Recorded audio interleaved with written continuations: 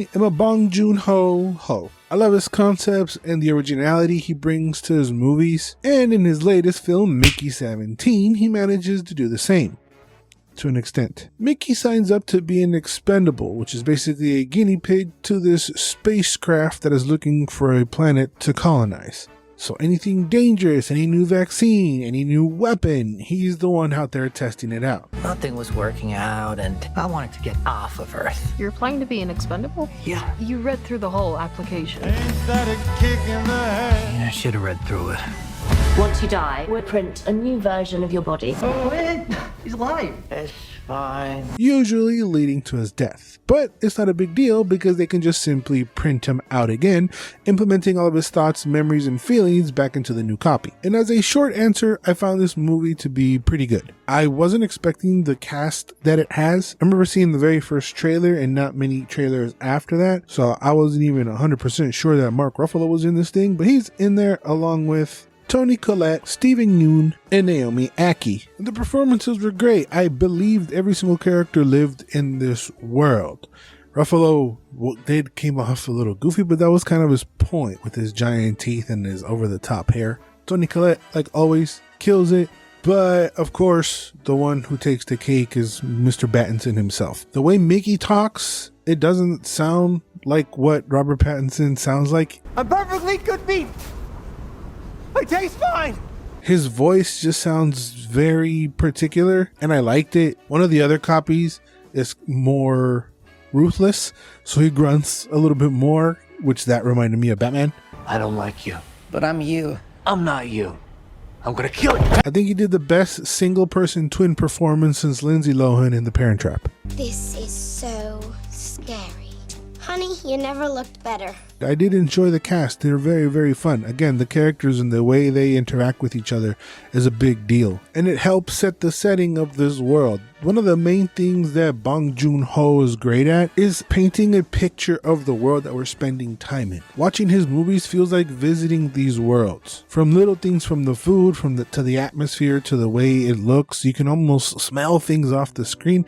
Maybe I'm being dramatic, but that's how I feel when I'm watching these movies. Because even back on Earth, it felt like a different version of Earth. We're stuck in the spacecraft for most of the time until we eventually do find this icy planet, and each environment feels totally different. The costumes they're wearing, the tech, a lot of it very much makes you feel like it's a one cohesive world, and I really much enjoy that in movies because I feel like this world sucks sometimes. And as an escapist, take me away, far, far away, over there. Let's go. Visually, there is a ton of CGI, but they blend it very well. There is blatant CGI with one certain thing. That's obvious, but the rest of the CGI within the world looks great. It feels like it was actually just giant sets and not a whole lot of CGI. They do use a lot of snow and blizzards to mask the ships and that sort of stuff. But again, the visuals do enough to serve the story well. And the story isn't 100% super mega original. Like we've dealt with replicas and we've dealt with copies in movies before. The way it's done here is pretty fun. This gives Pattinson a ton of range because, like I said, one copy is a bit more ruthless. The other one is our main Mickey, who is more timid and shy and willing to get stepped on. And that dynamic comes into play a lot in the movie.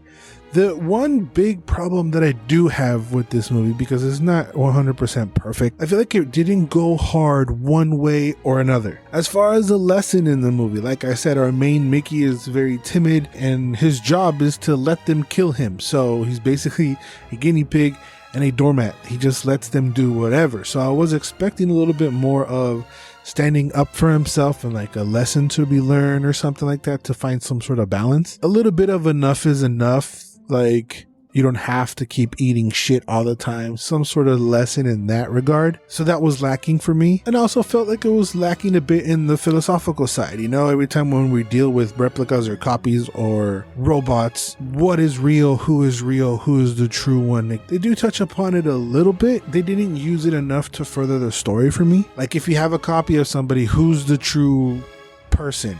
Or are they both the same person? Do you treat them as one? Do you treat them as different? Are they each individual?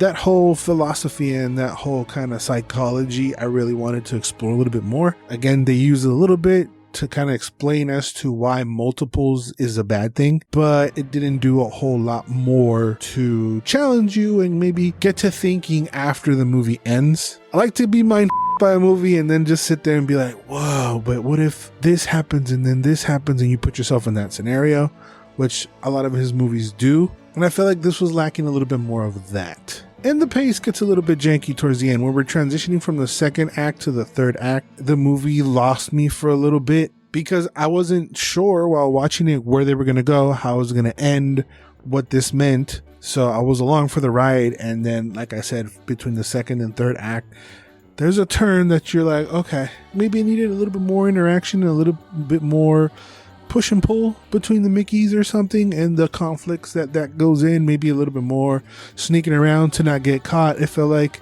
that part was fast tracked to get to the other part of the story. It lingers a little bit too much in certain parts and not enough in others. The parts I wanted it to linger on, it didn't. And then it fast forward other parts, you know, like the whole world. I wanted to explore more of the world. I wanted to do a little bit more of that. It just felt empty in some parts as well. Some politics are introduced and it feels like they're trying to give a message with that, but it just doesn't quite hit. I feel like I was trying to go one way with the message there, but like I said, it simply didn't go hard enough one way or the other. And I feel like those two things, you know, not going hard enough with the message and not going hard enough with the philosophy and the pace, I guess would be three things, is really what kept this movie from being super, super great to me. But I love this world. I enjoyed the characters. Robert Pattinson is an amazing actor. He once again reminds us he can do anything he wants. And I would want Bong Joon Ho to do whatever he wants as well. I would like to see what he could do with an established IP, maybe create a world within an already established franchise. I think I remember reading something that he wanted to do like a Star Wars thing. That would be interesting. Let him do his own story, see what he can come up with there. I was thinking Death Stranding for some reason. Like, I feel like he would, maybe not the main Death Stranding story, let Kojima and Del Toro figure that out, but something within that world. I feel like he would be, I feel like that'd be great, you know. Well, those were my thoughts on Mickey 17. Let me know yours down in the comments. What do you think about it? Did you love it? Did you hate it? Any and all thoughts, let me know down in the comments right down there. Hit the subscribe button for more videos like this. Thank you guys for watching. Remember to always and forever, you do you.